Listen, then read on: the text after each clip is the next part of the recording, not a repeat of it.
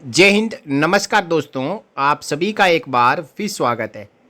दोस्तों, सेना के लिहाज से मोदी सरकार के 11 वर्षों का लेखा जोखा हमारे ही एक भूतपूर्व सैनिक गौरव सेनानी ने शेयर किया है। कहा गया है कि आजकल सभी जगहों पर एक बात पर विशेष चर्चा हो रही है, सरकार के 11 वर्षों की उपलब्धियां। सैनिक होने के नाते मैं सिर्फ सेना को ध्यान में रखकर बात करूंगा। मैंने सेना में 30 वर्ष सेवा की है। वर्तमान सरकार ने सेना में आमूल चूल परिवर्तन किए हैं।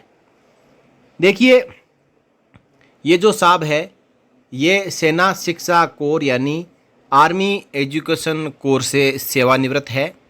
इनका नाम है सूबेदार मेजर RS शेखावत और ये संस्थापक है आपजी आर्मी एकेडमी बड़ोदरा गुजरात के। इनका कहना है कि सेना की वर्षों पुरानी मांग वन रैंक वन पेंशन को नरेंद्र मोदी सरकार ने स्वीकृति दी। यह पहली उपलब्धि है। दूसरी उपलब्धि है कि सेना को जवाबी कार्रवाई की छूट मोदी सरकार ने दी है। तीसरी उपलब्धि है कि सेना को स्वतंत्र रूप से कार्य करने की छूट दी है।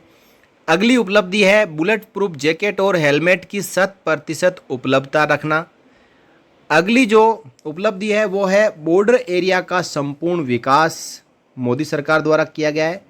मेक इन इंडिया द्वारा हथियार गोला बारूद देश में बनाने की सफल योजना मोदी सरकार द्वारा जारी की गई है।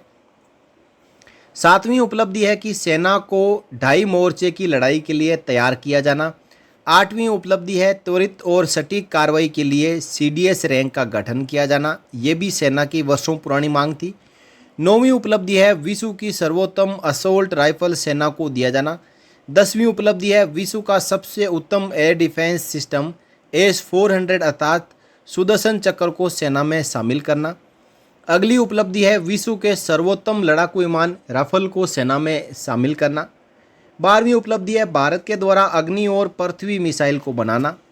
13वीं उपलब्धि है एडवांस मीडियम कॉम्बैट यानी AMCA और लाइट कॉम्बैट एयरक्राफ्ट LCA तेजस और उसके एडवांस वर्जन तेजस मार्क 1 को तैयार करना। 14वीं उपलब्धि है 5वीं पीढ़ी के स्वदेशी लड़ाकू विमान के मॉडल को स्वीकृति देना। 15वीं उपलब्धि है कि अग्निवीर योजना के तहत सेना को युवा बनाने का ऐतिहासिक प्रयास करना। 16वीं उपलब्धि है कि परमाणु अप्रसार संधि यानी NPT पर हस्ताक्षर न करना और ज़रूरत के अनुसार परमाणु अनुसंधान जारी रखना। 17वीं उपलब्धि है कि गोली का जवाब गोले से देने का प्रधानमंत्री का खुले मन से आह्वान करना। अगली उपलब्धि है कि ऑपरेशन सिंदूर को जारी रखना। 19वीं उपलब्धि है आतंकवादी घटनाओं पर जीरो टॉलरेंस की नीति को लागू करना। 20वीं उपलब्धि है आतंकवादी घटनाओं को युद्ध माना जाएगा ऐसी नीति को अपनाना। 21वीं उपलब्धि है दुश्मन को घर में घुसकर मारने की मुहिम शुरू करना। 22वीं उपलब्धि है सेना की जरूरतों को वरीयता देना। 23वीं उपलब्धि है सेना के साजो सामान खरीदने की प्रक्रिया को सरल बनाना। 24वीं उपलब्धि है किसी महाशक्ति के दबाव में न आना। और 25वीं उपलब्धि है वैश्विक मंच पर भारतीय सेना की नीति को प्रखरता से रखना। अगली उपलब्धि बताई गई है चीन बॉर्डर को विकसित किया जाना। 27वीं उपलब्धि है पहाड़ी और दुर्गम इलाकों में आर्टिलरी को पहुंचाना। और इनका कहना है कि मैंने कभी सोचा भी नहीं था कि हमारे जीवन काल में हम भारतीय सेना को इस रूप में देखेंगे। अब जो अगली उपलब्धि है वो है सभी देशवासियों, भारत सरकार और यशस्वी प्रधानमंत्री श्री नरेंद्र मोदी जी का आभार व्यक्त करते हैं। ये भी एक बड़ी उपलब्धि इन्होंने बताई है।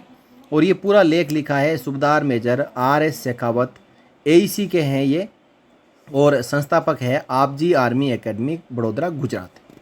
दोस्तों, 11 साल बेमिसाल नरेंद्र मोदी सरकार अपनी उपलब्धियां गिना रही है और उसमें सेना की जो 28-29 उपलब्धियां हैं वो SM साहब ने भी गिनाई है।